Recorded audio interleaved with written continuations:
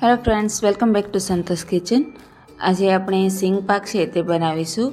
એકદમ પરફેક્ટ માપથી અને એકદમ પોચો એવો આ સિંગ પાક છે તે બનાવવો એકદમ સહેલો છે। ખૂબ જ સરળ રીતથી આજે આ સિંગ પાક છે તેની રેસીપી હું તમારી સાથે શેર કરીશ। તો એના માટે અહીંયા મેં 2 વાટકી જેટલા સિંગના દાણા છે તેને એક કડાઈની અંદર લઈ અને શેકી લીધા છે। સિંગના દાણા છે તેને આપણે હલકા એવા શેકવાના છે, જેથી કરી અને ઉપરની જે ફોતરી હોય તે એકદમ આસાનીથી ઉખડી જાય।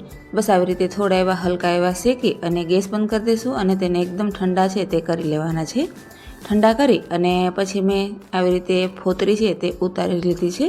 હાથથી ઘસશું એટલે એકદમ આસાનીથી ફોતરી છે તે ઉખડી જશે। પછી તેને એક મિક્સર જારની અંદર એડ કરી અને એકદમ સારી રીતે આપણે તેને પીસી લેવાનું છે।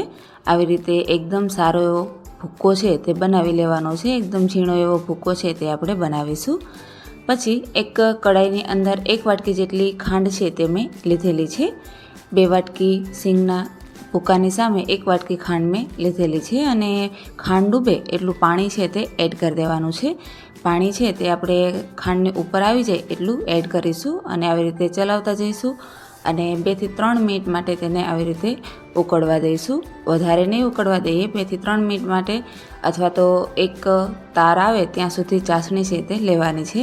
હવે તાર ચેક કરવા માટે આવી રીતે હાથમાં થોડી ચાસણી લઈ અને જોઈ લેવાનું છે। જો આમ વચ્ચે એક તાર બને એનો મતલબ કે આપણી ચાસણી છે તે એકદમ સરસ એવી બની ગઈ છે। તો હવે આપણે તૈયાર કરેલો માંડવીનો ભૂક્કો છે તેની અંદર એડ કરી દેવાનો છે। આવી રીતે હલાવતા જઈશું અને માંડવીનો ભૂક્કો છે તે એડ કરી અને બધું સારી રીતે મિક્સ કરી દેવાનું છે। પછી તેને એક પ્લેટની અંદર આપણે સેટ કરવા માટે રાખી દઈશું।